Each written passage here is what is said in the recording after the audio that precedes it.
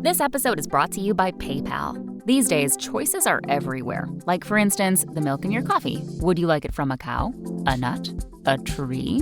Everyone wants options. And now your customers have a new option in the way they pay with PayPal in person. Just generate your unique QR code in the PayPal app for them to scan and start accepting PayPal in person today. Learn more at paypal.com/us/getQRcode.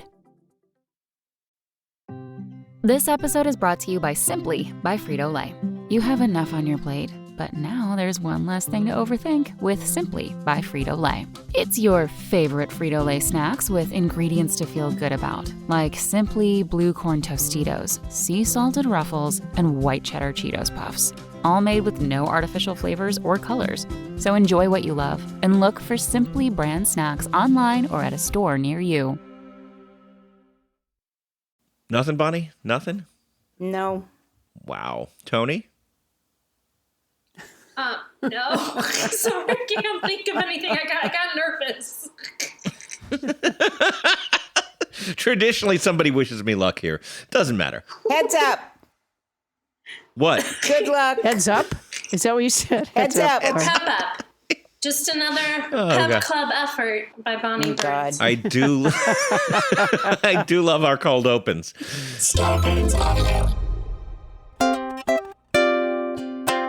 Coming to you live from our houses in Los Angeles, California, it's Nobody Listens to Paula Poundstone, your comedy field guide to life. Tonight, what is OCD? To some people, it's a trendy way to describe one's hobbies and attention to detail. To others, obsessive-compulsive disorder is a serious condition requiring therapeutic treatment. And to still others, it stands for Orange County Dave, this dude I know from Anaheim. Michelle Massi from Anxiety Therapy LA is here to school us on that second and most important kind of OCD. Though I wonder if she knows Dave. Can't stop thinking about Dave.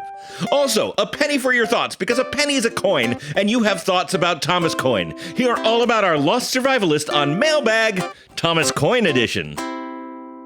I'm Adam Felber, the man who obsessively arranges all the elements of the show and compulsively attempts to herd stray conversational strands back into their proper place. And now, please welcome the woman who is a walking source of disorder, a localized field of conversational entropy. It's Paula Poundstone. Hey, you guys. Welcome, Paula. Welcome, welcome, welcome. Well, thank you so much. So lovely to be here. And thanks to tonight's house band, Carrie Frank on the ukulele from Los Angeles, California. Check out carriefrank.com to see where he'll be performing next and his discography. I don't think I've ever said that word before, discography. You said it well. Thank you. What's new, Paula Poundstone? You know what? No. I started a worm farm, and it is doing so well. So far, we just have one plastic bin with some vent holes, and we have, I think, 1,000 worms we started with, and I am obsessed with the worm farm. I check it multiple times a day. So this is that vermicelli composting you're doing. It's vermicomposting, yeah. Right. They don't like sunlight, so when I lift the lid off, they'll be on top of the food and the moist shredded paper just hanging out or eating, and I pull the lid off and put my big head over them and start talking. They usually slither away as best they can. I mean, to them, it must kind of come from out of nowhere, you know? Yeah. They must see me like the people at wedding parties at Mar-a-Lago see French Trump. Just staggering in. Hello, it is I, French Trump. Stop having a good time. I'm here to talk to you. The 2020 election was the most stolen election. I am really the president. I am not really wandering around crashing parties. I am secretly the president. Would you like to see a magic trick? Come on up here, you beautiful woman. Have we ever met before? Of course not. I don't know you. However, now I shine some ultraviolet light on your face, and there you see, there is a vote for moi. No. It is not a mole. It is a vote for moi. Thank you. Good night. That's how the worms see me. Oh, yeah, well, thank you for that little vignette into a place I never want to visit. What, Mar-a-Lago with French Trump? Yeah. Yeah. Or with regular Trump. I don't think I'll be heading there anytime soon. Now, Paula, this is a very big day, as you know, because Tony Anita Hull was not with us last week. Oh, my So God. we couldn't announce the winner of the longest cat contest. And we missed Tony Anita Hull so much last week. It was a kind of a leaden experience. Just talking and not having her there was a lonely time for the nobody listens to. Oh, you our missed her, Mrs. Poundstone Culpepper. show. We were so worried about Tony Anita Hull. I'm so glad you're back, Tony. Thank you, Mrs. Culpepper. It's good to be back with you. Well, it is lovely. Now, Tony, we put off talking about this contest because Ms. Culpepper was just at wit's end missing you, and the rest of us missed you a lot. And also, you've kind of been handling this contest. Now, unlike our first contest where things went horribly wrong, we were sure nothing was going to go. We were pretty sure things were not going to go horribly wrong with this, because how could you mess up a contest where you just had to identify the longest named cat of any of us? Like we made it so simple. There's no right? planner in the world that could screw that up. You just have to count the letters, and we had it. Who was it that But, made the? you know- Who was it that made the fire festival? Oh, yeah. It might have been Tony Anita Hull. Yeah. Anyway, Tony, what went wrong? Oh my gosh. Okay, so there are a couple things that went Nothing wrong. irreparable. No, nothing. It all worked out the way it was supposed Okay. to. So, Paula spells her cat Mrs. Fezziwig with just one Z, which is a little bit untraditional. Yes. Yeah, my cat, Mrs. Fezziwig, is named after Scrooge's boss's wife in A Christmas Carol. But apparently, well, I've read the book A Christmas Carol, but I was just, from the movie, I named my cat Fez. And so I didn't realize it was two Z's. And yet on my game show, we put the name of the cat up sometimes. And so anybody who watches the game show and is a nobody would assume that Mrs. Fezziwig is spelled with one Z. So we were locked into the one Z spelling. And not only the one Z spelling, but also MRS instead of MISSUS. Am I correct? Yes. Yeah, MRS. Yes. Fezziwig That was is very 11 important. letters. With the double Z, it's 11 Right. letters.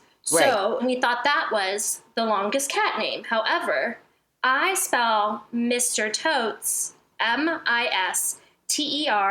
MISTERTOTES, which is also 11 letters. And people would know that because of why? Because of Instagram, I post pictures of him and always call him Mr. Totes and write his name on my stories.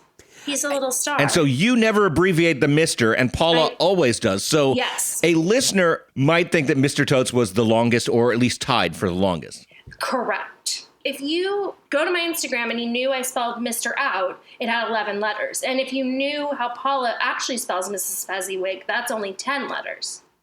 So in theory, Mr. Totes could have been the winner and should have been the winner. So what have you done, Tony? What did I you do think to we fix should have it? done it based on how the cats spell their names. Because I don't think Mr. Yeah. Totes, he's a lot lazier than that. He No. doesn't spell out MISTER. No, Trust me, he doesn't. abbreviates. No, he doesn't. And he's more of a numbers guy, too. So he definitely doesn't. Anyway, so what we decided to do, sorry, I stopped because I was thinking about how much I love my cat. Sure. Anyway. That'll happen. So what we decided to do is that if you guessed either Mr. Totes or Mrs. Fezziwig, no matter how it was spelled, one Z, double Z, we counted your entry. If you wrote both, we counted your entry because we wanted to be as fair as we possibly could because, shocking, we had no clear answer for. Tony Anita Hull she was the Secretary of State in Arizona, I'm telling you. The whole contest was stolen. It was stolen. It was not French President Trump. It was not. All right. I put it into a random name generator. A random name generator? What the hell is that? You upload all the names and it scrambles them and then chooses one. Huh. Oh, wow. I guess the days of the fishbowl are gone. Yeah, they are. So the winner of the longest cat contest was Laura Romaine. Yay! Wow. Congratulations, Laura. So, and she wrote back instantly when we told her she was the winner. And she said, I'm beyond excited about this. Yes, I accept the prize. Please pass along to Paula. I have been a fan of hers since I first saw her back in the 90s talking about Snickers commercials. My daughters have already asked if they can make brownies and lemonade for the party. Thank you so much, but you better get back to reading Moby Dick right now. All right. Wow. Well, I'm excited too, Laura. I can't wait to meet you and up to 50 of your friends on Zoom. And I wish that you could send the brownies and lemonade. I wish it could be delivered safely. Yeah, I would accept them as well. Anyways, Laura, we're really looking forward to the Zoom party. It'll be fun. Can't wait. Yeah, I'm already deciding if I'm going to be in gallery view or speaker view. I always go gallery. And with that, I am going to call the meeting of the Nobody Listens to Paula Poundstone Book Club to order. Oyez, oyez, and etc. A point of personal please come to privilege. order. I rise for the to ask for a point of personal privilege, please.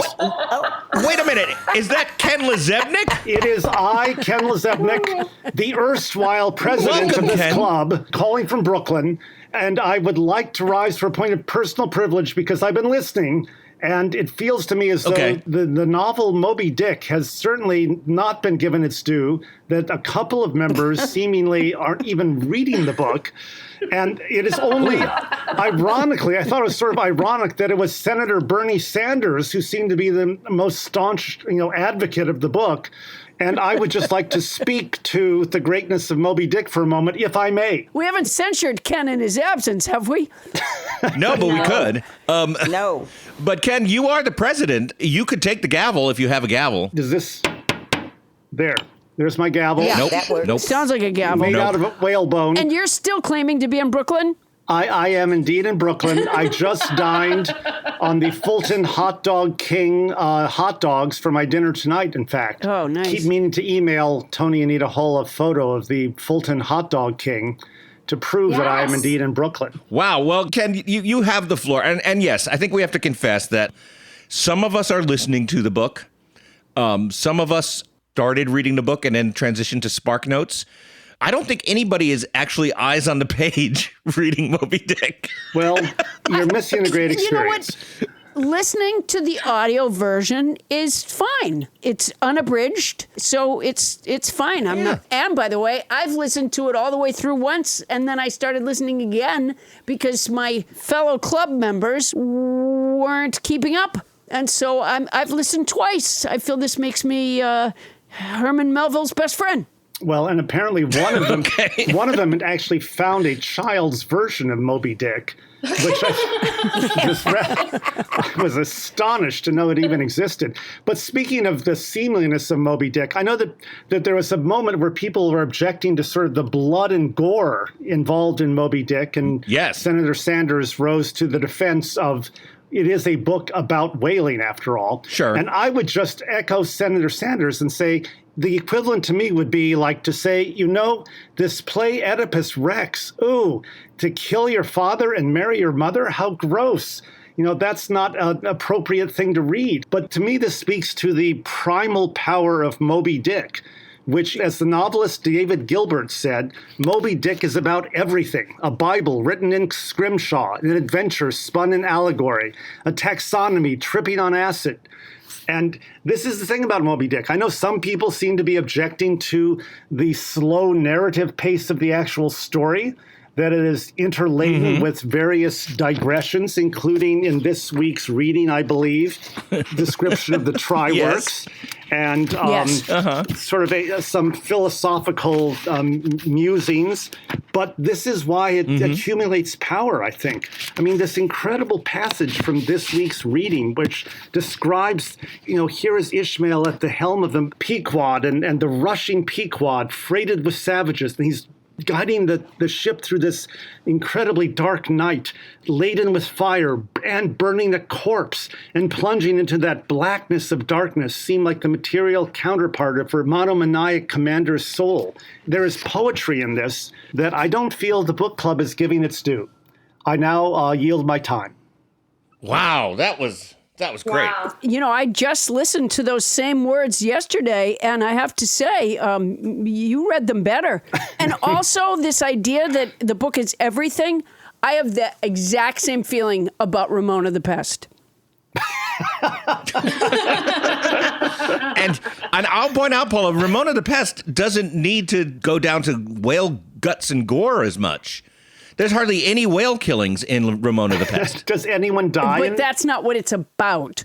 Whereas, again, Yes, you I guys know. needed to look at the cover of the book a little longer, I think. Well, let's examine Ken's Oedipus thing. Everybody knows that Oedipus killed his father and married his mother, right? Everyone but Oedipus. Yes. Yeah, and then he finds out. But if I was to pick that up and it was nothing but wall-to-wall graphic descriptions of the murder and all the subsequent sex he had with his mom, I would be within my rights to say, well, I knew it was about that, but that's a little much. And that's how I feel Point of about Moby personal Dick. privilege. Point of personal privilege. You can just talk, Ken. Okay, all right.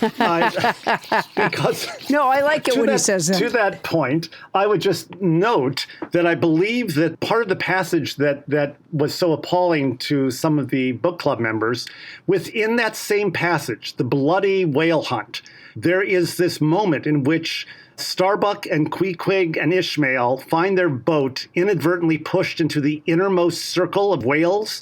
And there's this incredible moment of gentleness and attention to the cycle of life that happens in the middle of this blood and gore.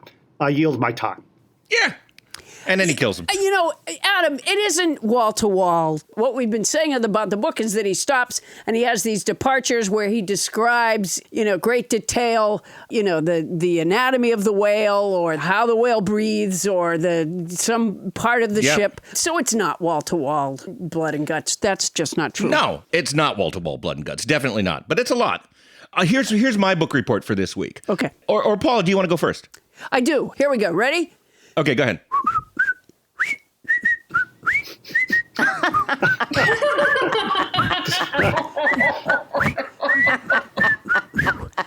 Hang on there. Where are you going in such a hurry?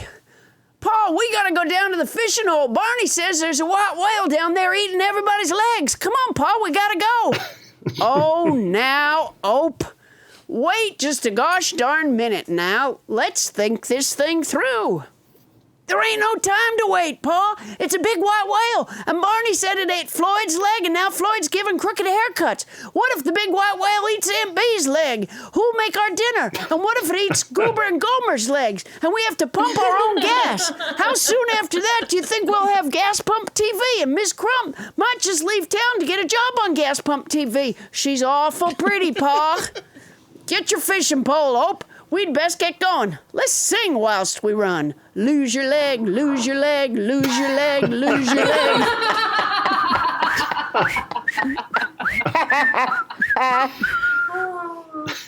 Yes. I love it. That's a Moby Dick I would love pay to it. see. The Moby Griffith Show. Let's continue to go around the horn. Tony Anita Hull, what was your opinion of this week's reading? I read these chapters. No. I just jumped back into the book, and I hadn't read since chapter 22. But I just thought, you guys have been filling me in every week. Eddie sounded very disappointed that I hadn't read, so I jumped back in. And what's your impression? I still think it sucks. But they talk about killing a little baby whale in these chapters. And that makes me sad. Yeah. That's not cool. And then I'm excited that Ahab's going to get another leg. Oh my God. Lose your leg, lose your leg, lose your leg, All right. lose your leg. She also sent me the children's version of Moby Dick in the mail. And indeed there is a cardboard book version of Moby Dick. Every child's dream, I think. You know what?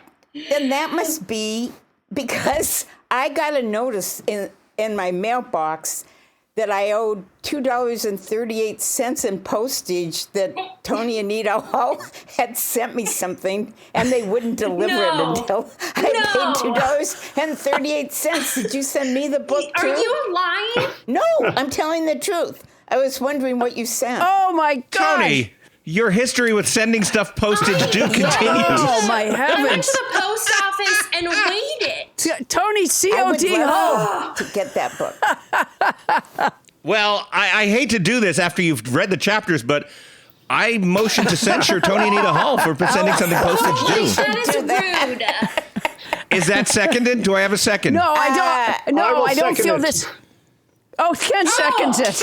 Okay, it has been seconded. Now we will vote. All in favor of censuring Tony Anita Hall, say aye. Aye. Aye.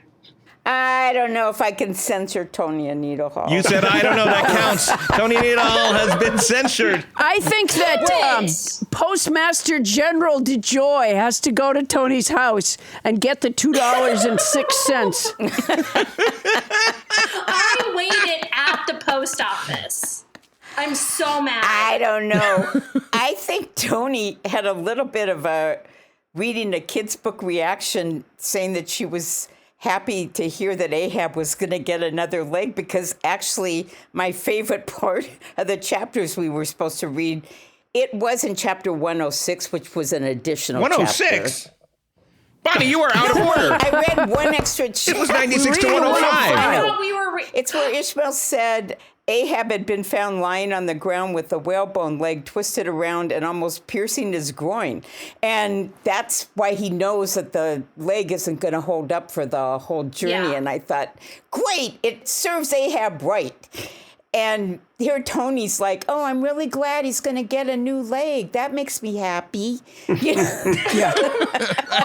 She has more of a hearts and rainbows approach to Ahab getting a whalebone in the groin. Yeah. That's a super positive thought, Tony. That is true. Well, You know, Ken, when you read these passages, I could really listen to you read them, and they don't seem offensive. It's so lovely. But I'm now at the point where I'm scanning Sparks Notes, which is like so low. But honestly, can you believe they're adults, Ken? Point of personal privilege, please. Point of personal privilege. You know what? I actually went back to reading chapters as well, and he is a fantastic writer, and what he writes is beautiful. However, I was going to devote my time today to say this. On Disney Plus last week debuted a miniseries called Secrets of the Whales. It's a nature documentary series. It is narrated by Sigourney Weaver, and in the first episode, which is all about orcas, which, the so-called killer whales, there's just this lovely bit where we learn that whales, unlike almost every other animal, except us and certain other simians, whales actually learn and teach each other tricks that they pass down from generation to generation.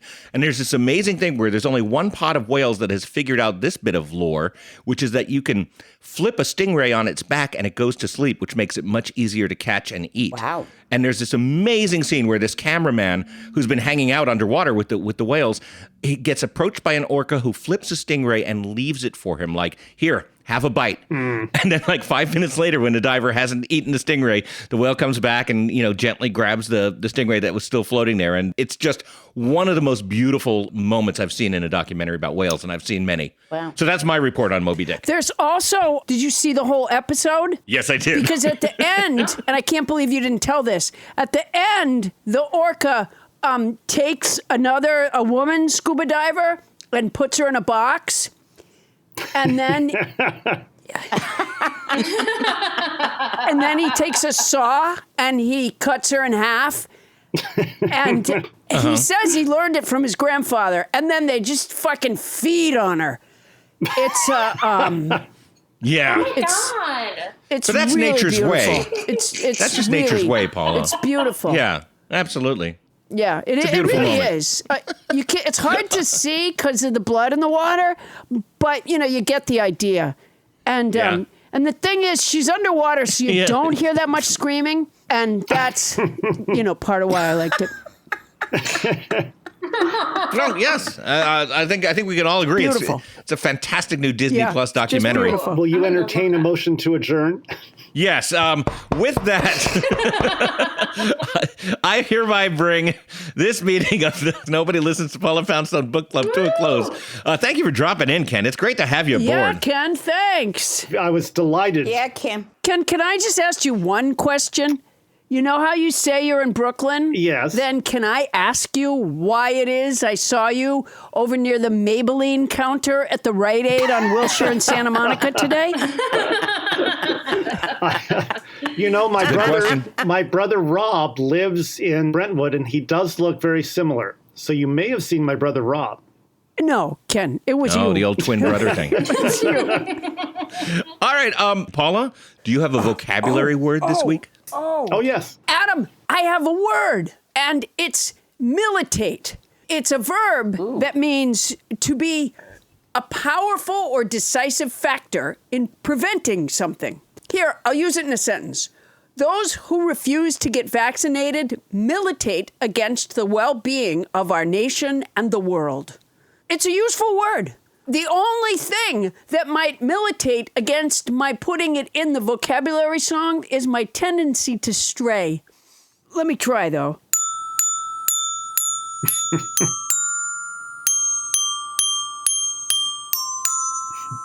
This week's word is militate. It's a verb that means be a powerful or decisive factor in preventing something. The tunnel is blocked by a giant dumpling. Last week's word was prescribe. It's a verb that means officially forbid something. No more avoiding Moby Dick reading. The week before that, the word was preponderance. It's a noun that means the quality or fact of being greater in number, quantity, or importance. You can't have too many people named Hortense. Going back before that, the word was pernicious, pernicious, pernicious. It's an adjective that means having a harmful effect, especially in a gradual or subtle way. I've been staring at Twitter all day, and not long ago we had Gluckschmerz. Gluckschmerz. It's a noun that means being displeased by an event presumed to be desirable for someone else. How wonderful you received another trophy for your shelf. Let's never forget Gallimaufry, which I pronounced wrong until nobody James Hyder corrected me. It's a noun that means confused jumbler medley of things.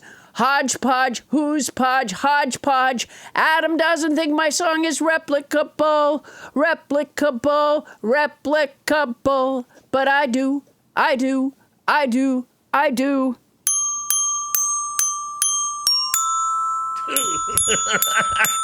Yeah. Kind of went into a minor key motif at the end there. That's really nice. Well done, Paula. Oh, my gosh. That just takes years off my life every time I do it, man. It's just, I give so much. Yeah, you leave it all on the floor. There's no doubt about it. I do. Yeah. Oh. Coming up, the artist Jim Dine once said, "I do not think obsession is funny, or that not being able to stop one's intensity is funny." And then he said it again and again until it became kind of funny. We'll take OCD seriously next on Nobody Listens to Paula Poundstone. There's nobody on the planet like you. So why would you buy a generic mattress built for everyone else? Helix Sleep has a quiz that takes just 2 minutes to complete, and it matches your body type and sleep preferences with the perfect mattress for you. Why would you buy a mattress made for someone else? Huh? With Helix, you're getting a mattress that you know will be perfect for the way that you sleep. Everybody's unique, and Helix knows that. So they have several different mattress models to choose from. They have soft, medium, and firm mattresses. Mattress is great for cooling you down if you sleep hot, and even a Helix Plus mattress for plus-size sleepers. Now, I want to say, we found the perfect guinea pig for the Helix mattress experience, and it's our own producer, your manager, Bonnie Burns. And so I want to call Bonnie up here for the testimonial. Bonnie, did you take the quiz? I did take the quiz, and it ended up that I got the Midnight Lux model. The quiz only took me about 2 minutes. They asked things like my height, my weight, was I a side sleeper, a back sleeper? Were you up all night studying? Yeah, I was up all night studying because I've had my old mattress for 20 years, and as a result, I've been sleeping on the couch downstairs. So how was the customer service? Your mattress came and everything? The mattress not only came, but they kept me apprised of every single step, when it was arriving, the day before that it would be here. The customer service couldn't have been better. And then also, they pick up your old mattress. So you don't have to That's worry fantastic. No, they didn't have to pick up your old mattress. The dust mites could carry it out on their own. So, Bonnie, let's go to the final bit. How's the mattress? The mattress is fantastic. After, I don't know, I think I started sleeping on the couch when COVID. So that's been, about a year and a half that I haven't slept in a bed. And I am upstairs now sleeping in the bed, enjoying it. My daughter couldn't wait to try it out, and she thought it was so comfortable. And I'm really getting these great night's sleeps now. Fantastic. You seem so much more coherent these days. Yeah, really. There's not a crinkle when I'm on that mattress. So if you're looking for a mattress, you take the quiz, you order the mattress that you're matched to, and the mattress comes right to your door, shipped for free. You don't ever need to go to a mattress store again.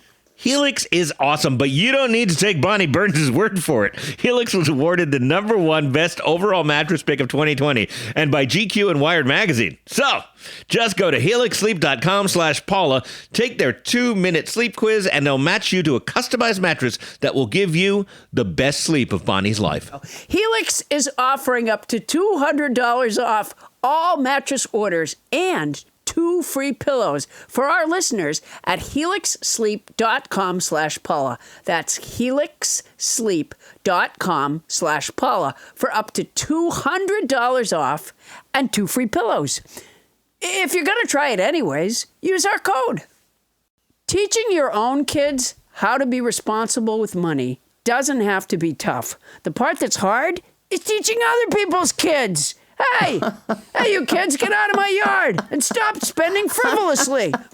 Go Henry makes it easy to teach kids a lifetime of financial skills. The key is knowing the difference between needs and wants. That's part of it. I got to say, I can't speak for their whole lifetime yet because they're at the beginning of it, but my Go Henry cards arrived the other day and I gave them to the kids and they're kind of super into it. I was surprised. To them, it's almost as meaningful as like being handed a handful of money. My daughter thought, like, what, is this allowed? You can give me a card that has cash on it? And so now they're keeping track of their money on it, and I find it very useful.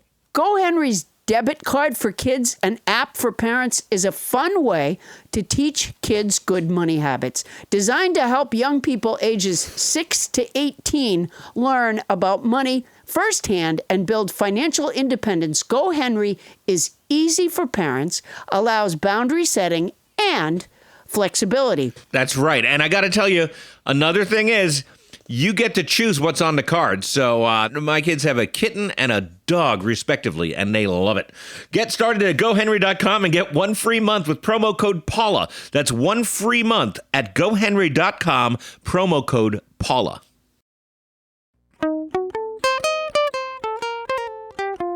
On this day in unremarkable history, Fred Rogers said, "He who smelt it dealt it. Share that with your neighbor."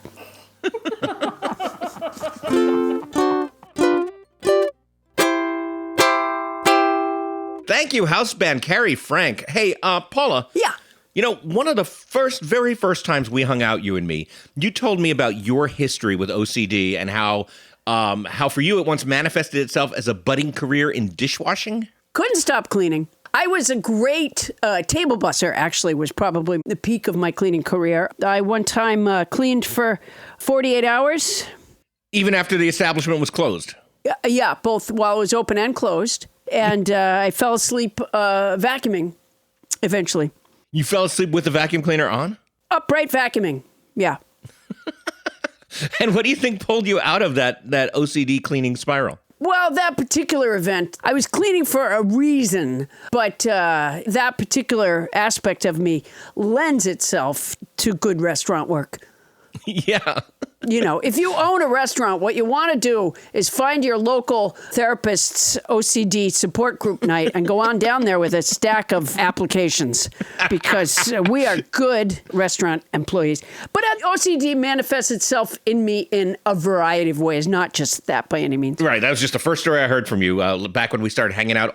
Nearly 20 years ago. And I imagine I couldn't stop telling you either, would be my first guess. Yeah. No, it was a long story. Yeah, well, that's part of it, too. Well, we are fortunate to have on our show right now an expert on the very topic of OCD. She's the former Associate Clinical Director of UCLA's Resnick Neuropsychiatric Hospital, who now directs Anxiety Therapy LA. She specializes in the treatment of obsessive-compulsive disorder and other anxiety disorders, such as panic disorder, social anxiety, and body-focused repetitive behaviors. Let's welcome Michelle Massi. Yay! Come on down, Michelle. Thank you for having me. Welcome. Well, thank you so much for being with us. Yes, welcome. Well, let's just jump right in if you don't mind. Tell us, what is OCD, obsessive compulsive disorder? What is it? Sure. So the simplest definition I give is that it's made up of obsessions and compulsions. And obsessions are intrusive thoughts, images, words, sounds that create anxiety in us. We don't want them there, obviously. And the compulsions are the behaviors we engage in, whether physical or mental behaviors, that help us to decrease, or we think they do, help us to decrease our anxiety related to the obsessions. Okay. So in the example you were giving where Paula was cleaning, the cleaning was the compulsion in order to decrease the anxiety from whatever the obsession of I have to clean this or this isn't clean enough that was coming up for her. The obsession in that particular case was a person. Mm-hmm. It was the manager of the restaurant, who all the restaurant employees loved. She was really, really wonderful, very beloved, had gone away on a trip. Mm-hmm. And I actually talked some other waitresses into cleaning with me, like late at night. I was also very persuasive. But the best part of the story is, so we wanted the restaurant to look great when Mary got back from her trip. Yes. And so the best part of the story is, because I worked for 48 hours in a row, on the morning that she was to arrive back, I had fallen asleep while vacuuming. I went upstairs to the couch and I just didn't get up again. Yeah. And people told me later, like hours and hours later, that they had come up, they had woken me. I said I was coming down and I never did. And so when I finally came out of my exhaustion and went downstairs into the restaurant, this manager, Mary, was kind of pissed at me because I wasn't there bussing tables and the whole place was falling apart. So it was a little self-defeating. Yeah. At that time, I had no idea that there was anything unusual about that. Right. And found out later. So why does it appear to manifest itself so eclectically? OCD seems, in my experience, to focus on things that are important to us. So things that we are emotionally drawn to, which is why I see my clients who are new moms have a lot of OCD after their baby is born. Yeah. Or I work with a lot of teachers who end up having fears that they'll do something inappropriate to their kids they work with, or they'll send out an offensive email to the parents of the students they work with. I have clients who have something called scrupulosity, which is obsessions and compulsions around religion and morals. And oftentimes it's my more religious clients that struggle with that. So it's the things, I want to make sure I pray correctly, or I'm praying and making, the right prayers to God, that kind of thing. Interesting. And so it tends to connect to things that are important to us. So if your relationship with that boss was really important to you, that might be where that sort of obsession and compulsion manifested. Yeah. Oh, the idea, the religious thing must be awful, because the idea that God can see your thoughts would just layer it with insanity. Yeah. Right? So much guilt yep. Oh, my heavens. Yep. And of course, every time you try to avoid something, it somehow makes it loom larger. Of course. Yeah. All right. Now, I've heard that everyone has OCD and that it's only diagnosed based on the degree to which it interrupts your life. Is that true? Yes and no. I think the people who have OCD and are diagnosable would be offended if they heard that everybody has OCD, because then I think it takes away from the struggle. You sat there and cleaned for 48 hours. I have clients who spend 5 hours in the shower. While I think a lot of us have traits of OCD, really the diagnosable, it's about 2 to 3% of the population. So like 1 in every 50 to 100 people that has diagnosable OCD symptoms, impairing in their day-to-day functioning for more than an hour a day. It seems like it's become kind of almost fashionable for people to claim that they have OCD as a means of explaining how meticulous they are with their work or something like that. How does that strike you? Oh, it's so awful for my patients and just people who struggle. It's like OCD is such an adjective. And again, it takes away from what my patients are going through on a day-to-day basis of like struggling to get out of bed or get out of the house or function. And so when someone is like, oh, I arrange things so compulsively, it's so like nails on a chalkboard to so many of my patients. It's so cringeworthy. Is it related to anxiety? Yes, absolutely. It is an anxiety disorder. It manifests differently than like something like generalized anxiety disorder or social anxiety disorder, but a lot of it comes from the same place. I tell my clients that sort of what I look at often is with all of the anxiety disorders, there's often a control thing, something in my life, not that they're trying to control, but something in my life feels out of control or dysfunctional.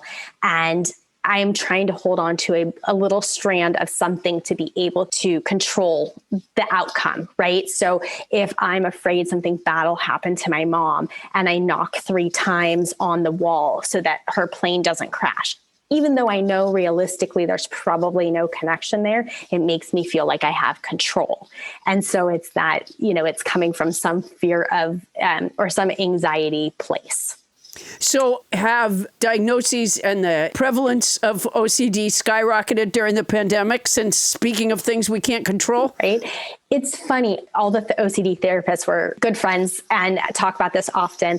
And I've seen more people, reach out just from the anxiety in general. A lot of my clients, especially the ones who struggle with contamination OCD, have been like, see, I told you all those years, I told you should be washing more or not touching things. So the pandemic proved them right. Right. Exactly. See the hand sanitizer, everybody's using it now. Right. So it's been an interesting thing. I don't know if overall, I know a couple of my colleagues have done some studies on COVID and how OCD has been impacted and how anxiety has been impacted. And they're definitely seeing an increase. I don't know the end results of all those studies. I think they're still sort of in progress. But mental health in general has suffered this year. We've been isolated. We've been home. We've been afraid. So much out of our control. Right. I mean, when I say that it's something that we can't control, that is so, and it also isn't so. Right. We can use the mitigation things that we've been told, and what we can't control is everyone else's behavior. Right. And we keep seeing that in every way. Yes. And that is crazy making. That was one of the things, when I was diagnosed, I have to say, there's something about it that's a little bit freeing, because now I can say to myself, all right, I know what this is. And I can succumb to it because I know it makes me feel temporarily better. Or I cannot, but I know what it is. And there was something about that made me feel a little bit better. Anyways, it didn't end it necessarily, but I was like, oh, that. Instead of just thinking, I'm an asshole, which is, it's a better thought than that. Is there good OCD? Is there good compulsions that make you feel better temporarily if you're able to drop them? No. I mean, the short answer in terms of like any compulsion that is used to decrease anxiety only reinforces the OCD itself. And it tells you, I need to keep doing this compulsion just in case this bad thing is going to happen. However, if you talk to a lot of my patients, especially the ones with perfectionism, it's sort of like hey, my OCD has helped to protect me, or there's a safe part of it. I like it. It makes me a better student. So some people will feel like there's a good part to their OCD, and it's not, they don't feel like it's necessarily impacting them, or they'll say, oh, I want to keep this part of me, but if you could just get rid of the anxiety. And it doesn't work that way. We can't separate them. Where does it come from? Is it a particular part of the brain? And is it genetic? Is it because of some experience you've had? Where does it come from? Yeah. So scientists are still, and researchers are still trying to figure that out. We know it's a brain disorder. We know it's genetic. You're much more likely to have it if a first degree family member has it, but it's, not guaranteed. And you could have it even if a family member does not have it, but it's researchers and psychiatrists are still trying to really locate where in the brain, we're not sure if there's like a gene mutation or anything like that. Let's drill down on a genetic thing a little bit more. No, you know what? You know what, What's that? Adam Verber? You can use a black light, a ultraviolet light on the brain, and you can see the OCD. That's very. You can just put some light in there. Completely not true. It is President true. French Trump. No. It's not. I have an uncle who went to MIT, and I know this. All you have to do is Okay, put that's absolutely not how you learn put things some either. UV light in the brain. Go ahead, Michelle. Try that. I will try that. I promise. Yeah. All right, Michelle, putting aside UV light, you said it's genetic. Does that mean that we know that like even kids who are raised not by their biological parents are disposed to have OCD if their biological parents did, or is it just sort of handed down because of behaviors? It's not necessarily handed down because of behaviors. I was part of a research study maybe 15 years ago, and they were studying the genetics of it. And what they found is that even of a parent, for example, with contamination fears, and they would make their child wash their hands all the time, even if their child ended up with OCD, it wasn't always contamination OCD. So even though the behavior was there, the fear wasn't attached in the same way it was for the parent. Interesting. Well, Grover Nordquist once said, obsessions turn people off. And when it comes to turning people off, he should know. We'll talk more about how to turn off your obsession when we return. The cat of the week is Bella May from Eugene, Oregon.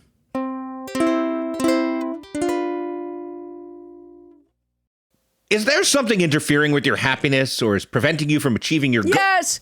BetterHelp will assess your needs and match you with your own licensed professional therapist, and you can start communicating in under 48 hours.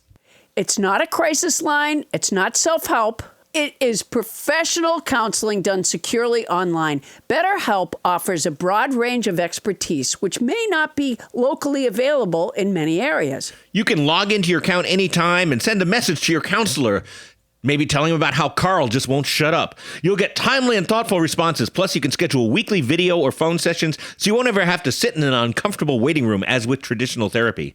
I hate the waiting room. Me too. BetterHelp is committed to facilitating great therapeutic matches, so they make it easy and free to change counselors if you need to. It's more affordable than traditional offline counseling, and financial help is available. BetterHelp wants you to start living a happier, Carl-free life today. Visit BetterHelp.com/Paula, that's better HELP, and join over 1 million people who have taken charge of their mental health with the help of an experienced professional. In fact, so many people have been using BetterHelp that they're recruiting additional counselors in all 50 states. This podcast is sponsored by BetterHelp, and Nobody Listens to Paula Poundstone listeners get 10% off their first month at BetterHelp.com/Paula. If you're going to try it anyways, use our code.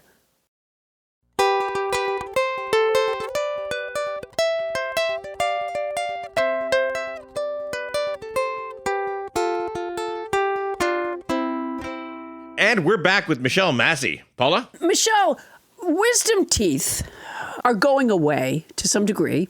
I'm told by an oral surgeon because of evolution.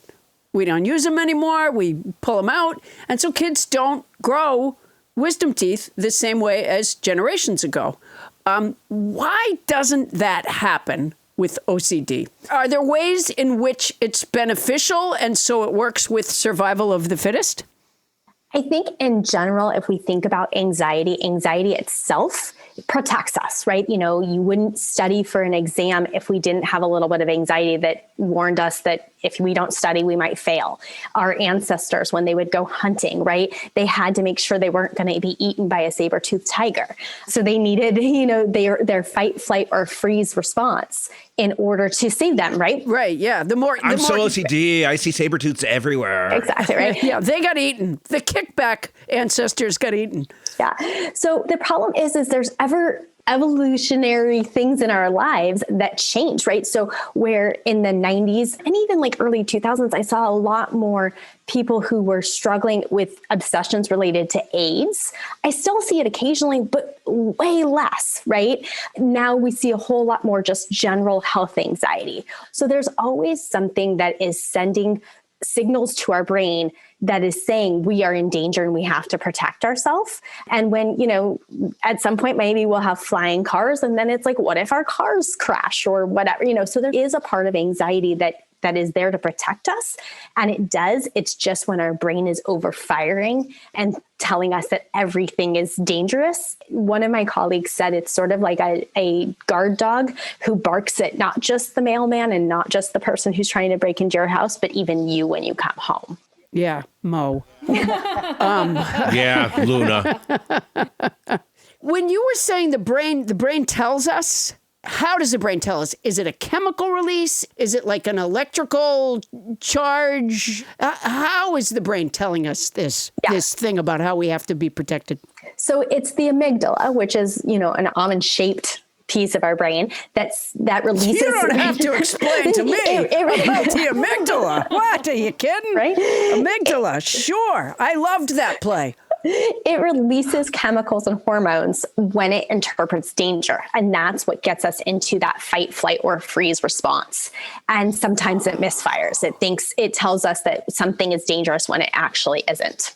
I'm very, very lucky. And maybe this is partly how I've coped with my problem, which is I have a clip-on amygdala.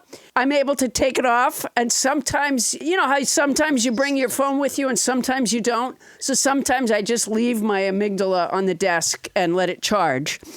And then I come back later and put it in. So are there mitigation strategies for intrusive OCD? Yeah. So obviously we have zero control over our thoughts that pop in our head. We have zero control in how we, sort of emotionally initially respond, right? If I tell you not to think about the pink bunny. Oh my God, I can't believe you just said that. Yeah, that is out of line. Right? If I tell you...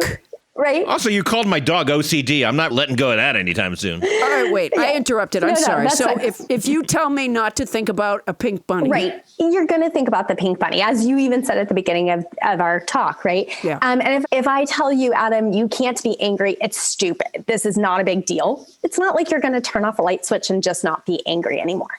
But we can control our behavior. So obviously...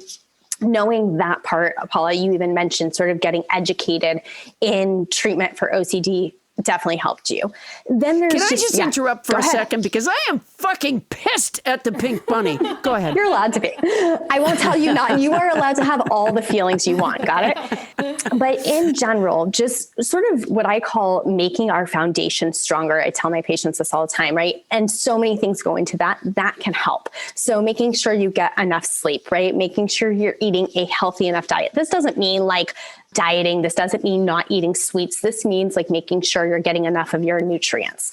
This means exercising. This means doing hobbies, spending time with people you love, doing things that you love to engage in. Those are going to be the things that are going to make your foundation stronger, that when these struggles come up, you will have sort of the thing to fall back on. But really doing the exposures is the most important part of fighting OCD. What's that? Oh, that's great. I haven't even talked about exposure work. So exposure and response prevention is the therapy that we use to treat OCD. It's the gold standard.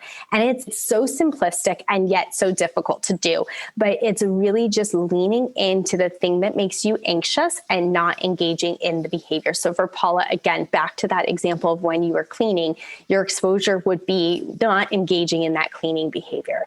For my clients who struggle with like a contamination where they don't want to touch things before eating, right? We would go touch a bunch of things that they think are contaminated and eat with those hands. You ever lose a patient? Yeah. How many of those guys just dropped dead? That's right? what I want to know. Yeah. No, because what we do in exposure, we're not trying to teach you that your anxiety will go away. What we're trying to teach you is you can actually handle the worst case scenario, whatever that thing is, whether it's that something bad may happen, you'll get sick, you'll leave your car unlocked and someone will break in. I had a patient who was worried that they would have a flood in their house. And so they never used their sink or shower at their house. They would go to the gym to shower every day. Oh, boy. And it's great. He worked out all the time, right? Because he would go to the gym to shower, but he avoided showering at home. And so what the exposure does is I would have him shower at home and use the sink at home and, brush his teeth and all of those things, which is just things that we do every day, right?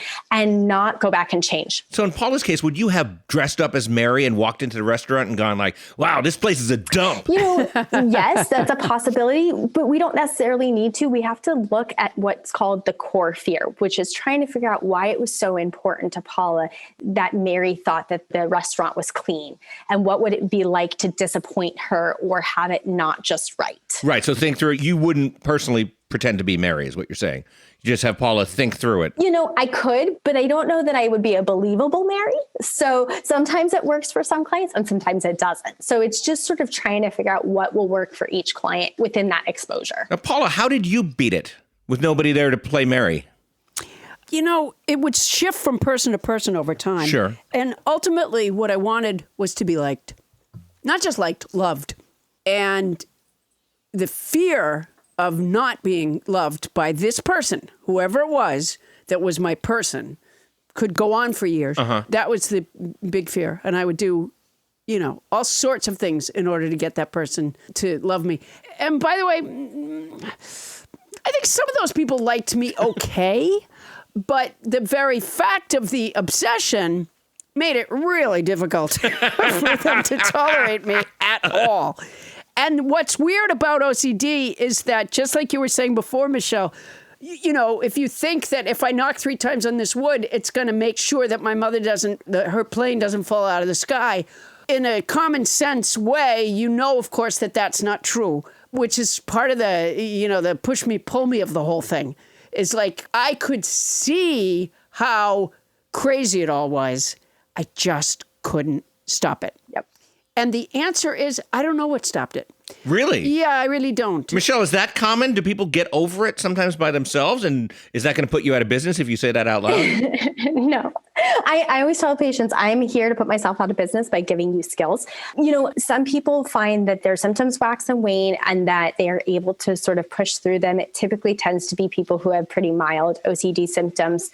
And then other clients, there's no cure for OCD. So, even if somebody finds that their OCD is not impairing them in a day-to-day manner, things can still pop up, again, because we can't control our thoughts. I've had a theory, and it's just a theory, that, I don't know, that we're all just big bags of chemicals to some degree, and that there's just something more volatile about my chemistry years ago than there is now. And some of that could have been for a wide variety of reasons. So the bag of chemicals theory, Michelle.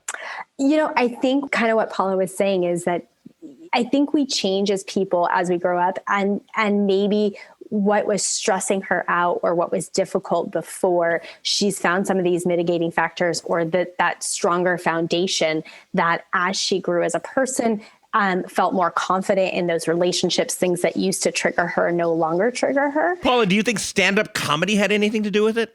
That you were getting approval from giant groups of people and you no longer needed to focus on just one? No, because I was right in the middle of really debilitating OCD in the midst of my stand-up career. Oh, okay. Just a thought. Yeah. So, no, that would be good. Yeah. I will say the audience is my best friend. How screwed up is that, Michelle? I don't judge, Paula. I don't judge. But they really are. They really, really, really are. I love people. That's the thing about me, is I just plain do. Do you attempt to use medications for people with OCD? So I'm not a psychiatrist, so I can't give out medications or prescribe medications. Have you ever played one on television? I have not. I've only played myself as a therapist. Oh, okay. However, in terms of medication, I would say about 50% of my clients are on medication. It depends on the severity of symptoms. If someone comes to me and says they don't want to be on medication, then I'm happy to discuss and start treatment without it. Not every patient needs medication. However, if they're feeling stuck, then we start to think about, is medication necessary to help you get over that roadblock? I think of medication like an umbrella. It's not going to take away all the symptoms, just like when you go out on a rainy day with an umbrella, you still get wet. But it's going to help you be able to either lower the anxiety or lower the mood so that you are more capable of tolerating the discomfort that comes with exposures. Look, exposures are hard. I'm not going to, candy coat it, but they can be life-changing. And so asking somebody to do the thing that they've been avoiding forever or lean into the anxiety. That's hard. And sometimes somebody needs a little bit of extra help besides just me and besides just the therapy. That's where we look at medication. You know, sometimes they need something that can militate against the obsessions and compulsions. Exactly. That was today's vocabulary word, Michelle. Well, Michelle Massi, that was excellent. And now we're going to take what we learned and we are going to run that information through the old Poundstonator. Paula? Casey Frank on the ukulele. First of all, thank you so much. It sounds wonderful. If I can get a little background music, I'll tell you what the Poundstonator spit out. Can everyone see in the back? You can't? Okay. There's plenty of room here inside Miss Poundstone's head. Just move right down front and we'll begin the tour. I just want to warn you, those intrusive thoughts come whipping through pretty fast. When that happens, just jump out of the way so no one gets hurt. There's plenty of room. Her brain is quite small. Miss Poundstone is currently recording her podcast with her guest, an OCD expert, Michelle Massi.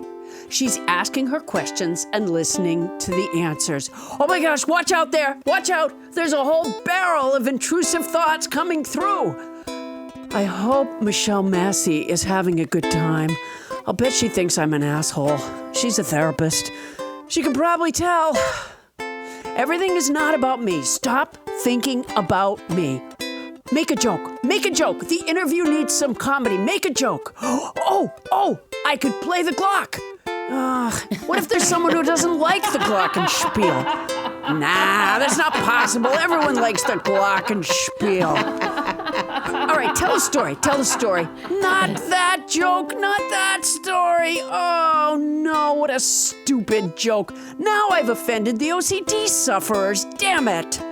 There's another club I can't join. Remember in Old Yeller when the mother is talking about Bud Searcy and she says, it's no wonder no one wants him on a cattle drive. I hope I don't have to shoot my dog.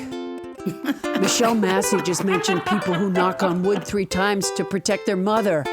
Knock 3 times on the ceiling if you want me. Twice on the pipes if you really don't care. People, right this way, right this way. Miss Poundstone's brain is about to light up. As you can see, it's a neon sign, which is different than many normal brains. There it goes, flashing on and off. Asshole, asshole, asshole. Let's have you all exit this way. Thank you for coming. She's a licensed therapist and the head of Anxiety Therapy LA. Thank you so much. Yay! Michelle Massi, everybody. Thank you guys again for having me. Michelle, that was terrific. Coming up next, has Thomas Coyne been found? We're not taking his word for it. We'll dig into the mailbag, Thomas Coyne edition, when we return.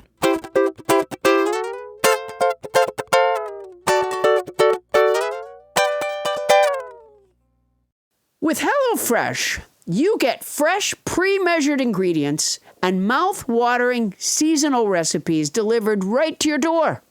Who is it? It's HelloFresh. HelloFresh lets you skip those trips to the grocery store and makes home cooking easy, fun, and, most important to me right now, affordable. And that's why it's America's #1 meal kit. Over 90% of ingredients are sourced directly from farmers to ensure only the freshest produce and proteins are delivered right to your door. And there's something for everyone, including weekly low-calorie, vegetarian, and family-friendly recipes. Who is it? Produce and proteins. Be right there. I've made a few HelloFresh meals, and they have been delicious. Really easy to do, fun to do. I'll just go ahead and say it. Fun to do. And I found that I like farro. I didn't even know I liked farro. I found that I like couscous. I didn't even know that I like couscous. And I found a new way to prepare chickpeas. All from HelloFresh. Try America's #1 meal kit. Go to HelloFresh.com/12Paula and use code 12Paula for 12 free meals, including free shipping. Boy, that's a great deal. For 12 free meals and free shipping, go to HelloFresh.com/12Paula and use code 12Paula. You know, there's leftovers too. Keep that in mind. It's even better the next day. If you're going to try it anyways, use our code. Paula, I'm like a lot of people. I intend to enjoy this summer in ways that I haven't enjoyed summers for a while. I'm going places out in the warmer weather. And whether it's for work or play, a lot of us are going to be doing that. So my advice is take your Raycons with you. Oh, gotta take your Raycons. What, are you kidding me? Yeah, it's whether you're catching up on your podcast or just listening to that music you love, those summer tunes. Those tunes of the summer. A pair of Raycons wireless earbuds in your ears can make all the difference. You get the crisp, powerful beats at half the price of other premium audio brands. They look great and they feel unbelievable.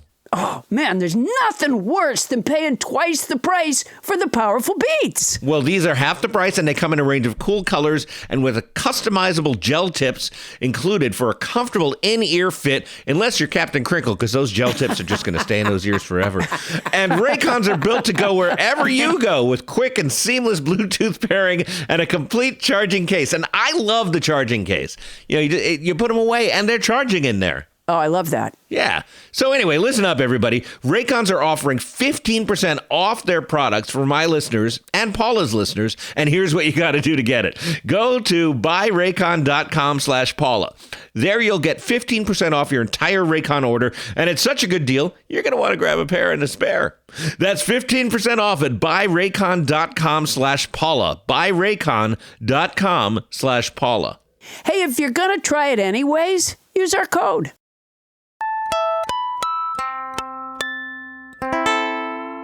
Fun fact, Montana has 3 times as many cows as it does people. But sadly, they just don't vote.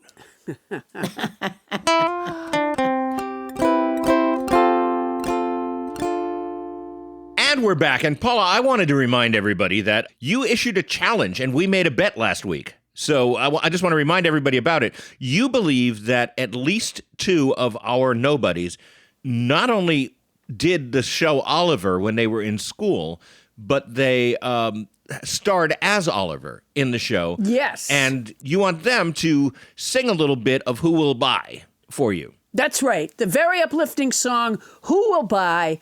There's got to be at least 2 nobodies who played Oliver in a children's production or in a school production of the wonderful musical play Oliver. And go ahead and just record yourself singing a little bit of the song. You don't have to do the whole song, but you know, who will buy this wonderful feeling? I'm so high, I swear I could fly. I'm probably singing it a little fast. Did you play Oliver? I never did play Oliver. I see. No, I did not. No, I was Winthrop in the Music Man. Well, that's a good role. If you're out there, everybody, and you did play Oliver, please just send us a recording. Record it on your computer or your phone or however you want to do it. Just send us a few bars. We really want to hear you sing it if you exist. I'm not sure that you do. You do? What did we bet, Adam? I forget what we bet. Did we bet something of value? No, I tried to bet you $2 million, and instead you made a counteroffer that I accepted, but I cannot remember what it was. I don't recall what it was either. Yeah, we'll have to listen to that show. But it's a big bet, and it can be resolved. But by the way, nobody's out there. Historians will know. Don't cheat. Michael Beschloss will know. Michael Beschloss will know. Don't cheat, guys. If you didn't play Oliver, if you played Fagin or something, doesn't count. We don't want to hear it. Yeah. We don't want any Nancys. We don't want any Artful Dodgers. Right. Yeah. We just want Oliver singing that song by Oliver. From Oliver.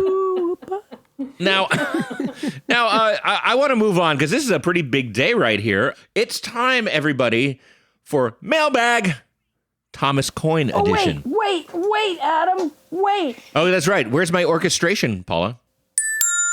Here we go. It's time for Mailbag, Thomas Coyne edition. Now, just to remind everybody, and I know you longtime nobodies know that on, I think it was the 3rd show we ever did, we had booked survivalist Thomas Coyne to come on the air and explain to us how to survive a bear attack, black bears and brown bears, and he didn't show.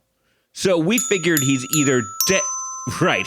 He's either dead or on the lam or something. And so we launched a somewhat harebrained manhunt for Thomas Coyne that is now 2 years running. It was not harebrained at all. We crowdsourced the power of our listeners, and we've had a dragnet around the entire world searching for Thomas Coyne ever since. Yeah, but when you say searching for Thomas Coyne, all that we've asked him to do is mark places on the map where he was not when they happened to be there. Exactly. Well, And that's why we've almost found him. we've got some exciting new developments here on Mailbag, Thomas Coyne edition. And with that in mind, Tony Anita Hull, please step on up to the mic. Oh, okay. Yeah, we've had an influx of... Here we go again. Mailbag, Thomas Coyne edition. So, Tony. Go ahead, Tony. Go ahead. So, Thomas Go Coyne... ahead. What? Just take it right out of the mailbag, Tony. Okay. Thomas Coyne...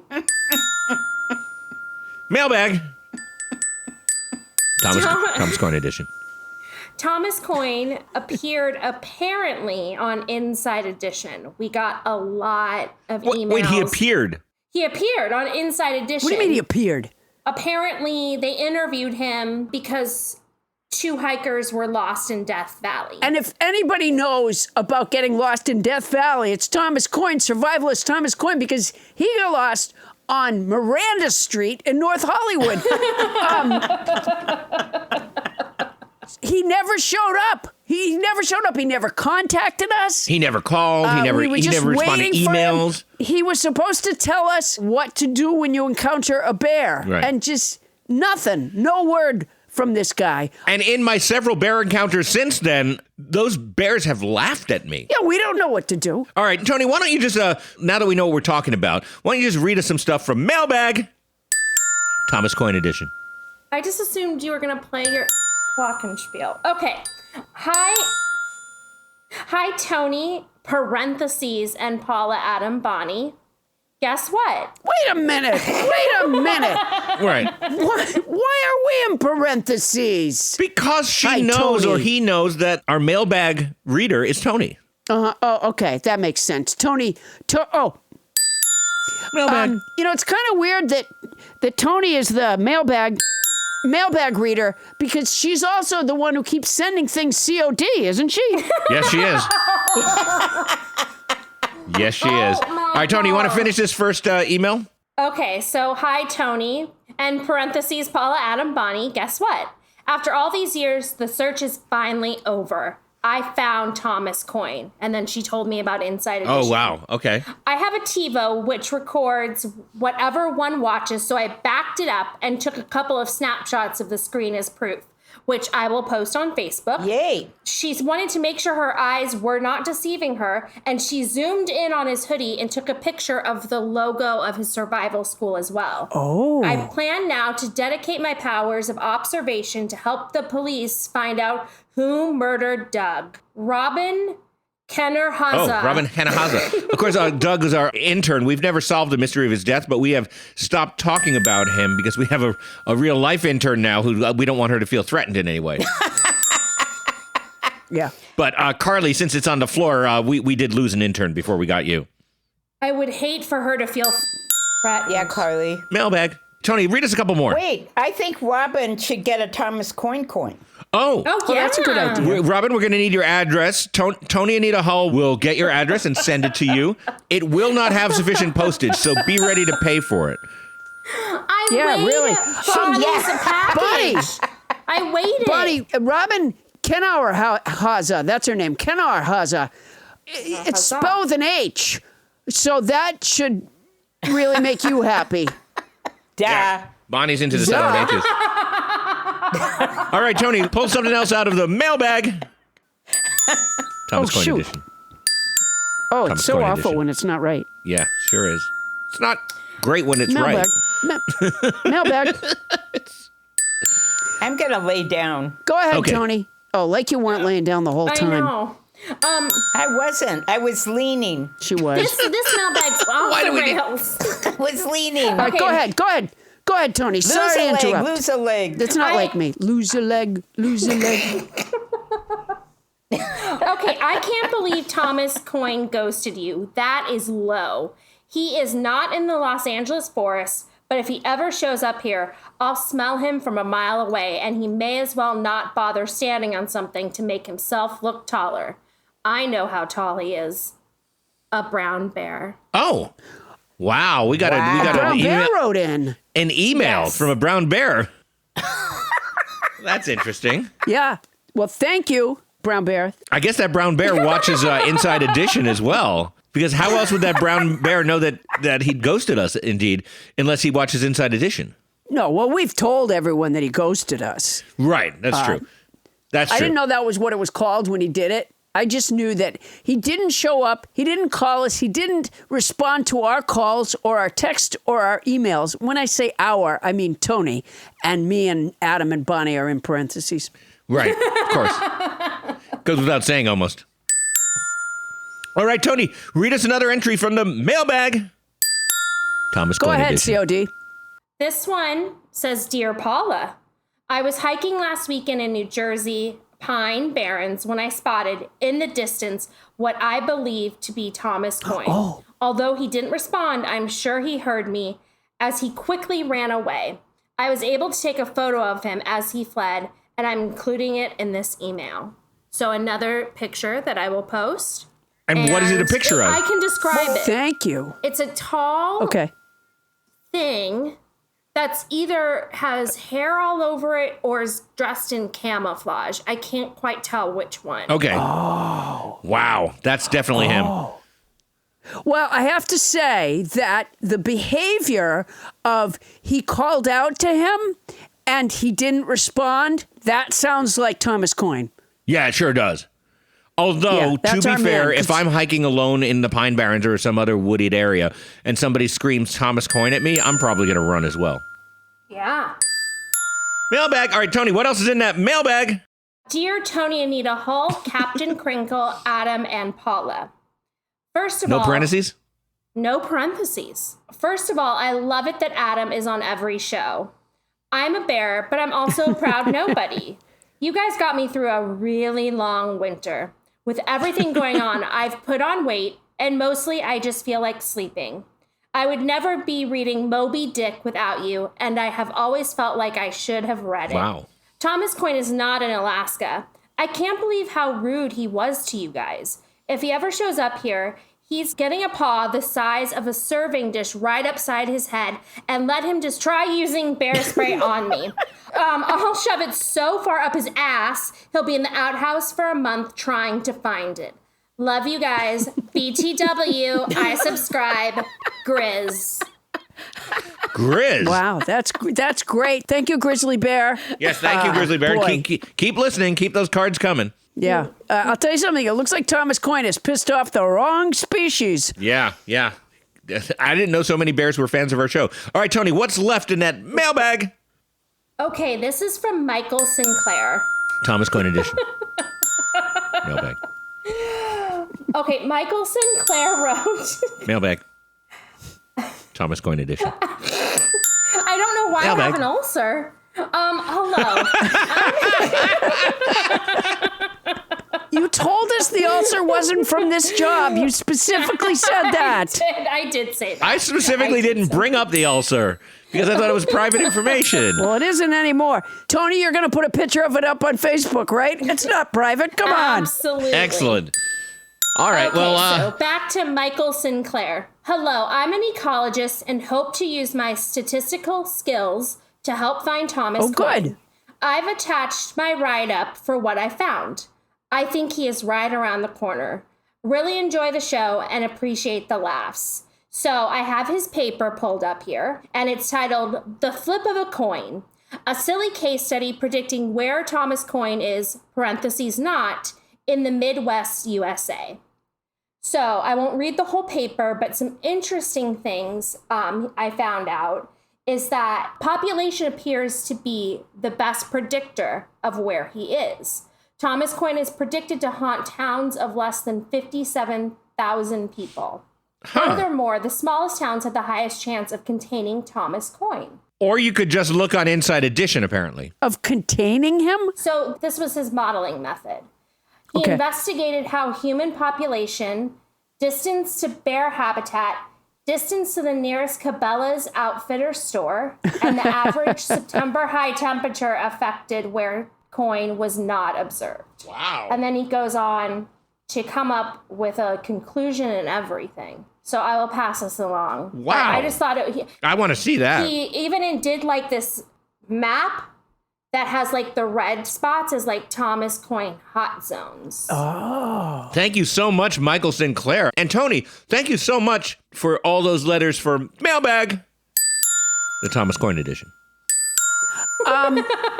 Thank you, Michael Sinclair. I love it that you're using science on this and that you made a poster. Michael Sinclair made a poster. Right. He I mean, if made anybody a, wants to one-up him, they got to make a diorama with a bear and Thomas Coyne inside. Yeah. His mother probably helped him with the poster. But Paula, what do we make of this? Has Thomas Coyne been found? Do we call off the search? Well, he certainly hasn't shown up on our show. That is true. I don't think we call off the search. He not only needs found, he needs confronted from a distance. Respectful distance. He needs, I don't mean aggressively in any way. Right. He needs to meet his responsibility. He needs to follow through on his agreement to appear on Nobody Listens to Paula Poundstone. Okay, I would agree with you on that. I'm not even sure I believe that was Thomas Coyne on Inside Edition, but, I'm just a skeptic. Oh, I don't think it was. I don't think that was him. But he could have sent somebody to play him. Who interviewed him, Tony? Do you know? I don't know. I did not watch the episode myself. I think it was that reporter who spent the whole time going, Thomas Coyne.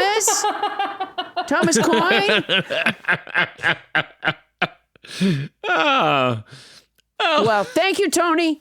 Thank you, Tony, and thank you all our listeners who wrote in. And we're going to keep looking for Thomas Coyne because he has now. It's not just finding him; it's calling him to account. All right, well, that was fun. Now, if you have questions or comments, or you just want to bitch about how we run our book club, send that to nobodylistens-to-Paula-Poundstone@gmail.com. All right, Paula Poundstone, what is going on in your Poundstone product empire this week? Adam Poundstone Industries, also known as Lipstick Nancy Incorporated, is rolling nothing but strikes. We can barely keep my remarkably soft tri-poly blend t-shirts available in baseball and standard style with a self-portrait on the left breast and a memorable quote on the back on the shelf at the store at paulapoundstone.com. And of course, I'm still available to make personalized video messages for listeners, friends, and loved ones at cameo.com/PaulaP33. And, Adam, on Friday, June 11th, I'm going to be in Blacksburg, Virginia at the Moss Art Center. What? I know, it feels amazing. In addition to distanced seating, they will adhere to CDC and Virginia Department of Health guidelines, including placing hand sanitizer stations throughout the building and following thorough cleaning and sanitation procedures. So I'll be clean. And special emphasis on high-touch surfaces. Face coverings are required to be worn by visitors and staff members at all times in the Moss Arts Center, including while seated during performances. So we will be adhering to safety guidelines because I want everyone to have a great time and I want everyone to be safe. So there you have that. There's so much more to tell you, but Heidi. Yeah, Heidi. And Heidi, you're going to hate this because I'm going to plug something too. Paula. Plugorama. I have a new podcast. No.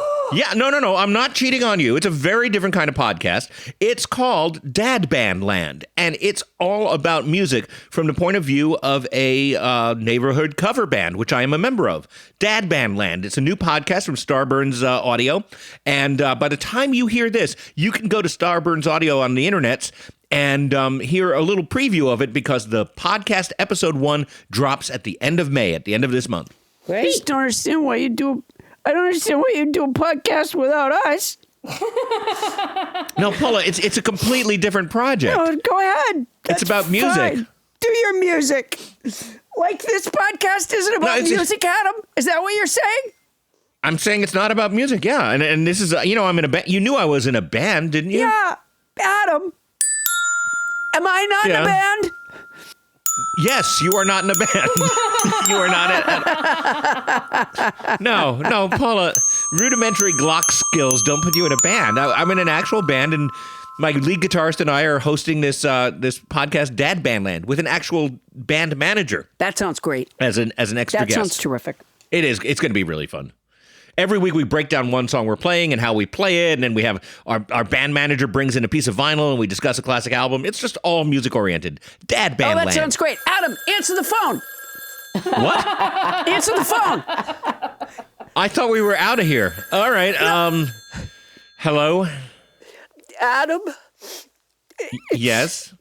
it's me, Winnie Feynman, and I just want kind to of say, suspected you might call. Yes. Hi, Winnie. I just want to say that I am really excited, Adam, that you have a podcast, another podcast, and one about music, the Dad Band podcast, and I really would like to. Where do you record it? We're recording from our homes, Winnie, and we have no audience for it. Well, I would like to be in that audience in the front row. Well, there's no rows because there's no audience, Winnie.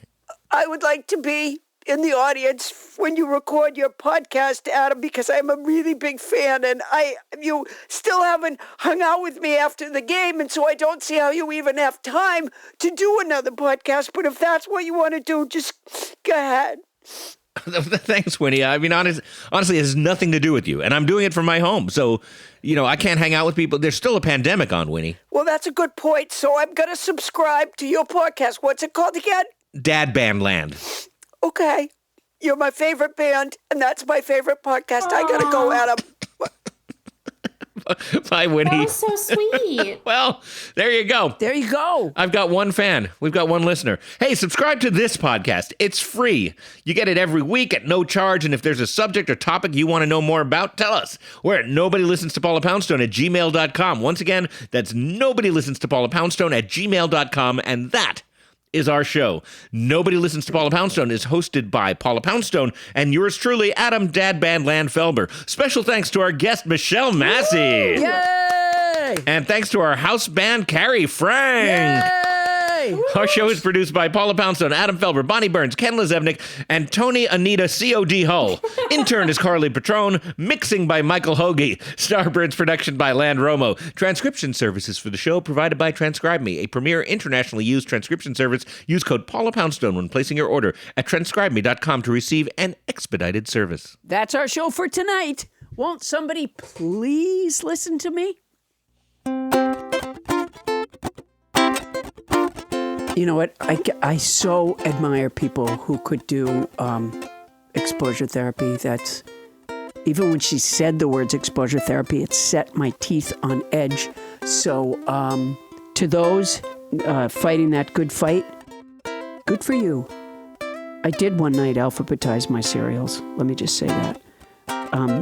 Did you really? I did. Really? I did because I had said it as a joke. I was kidding.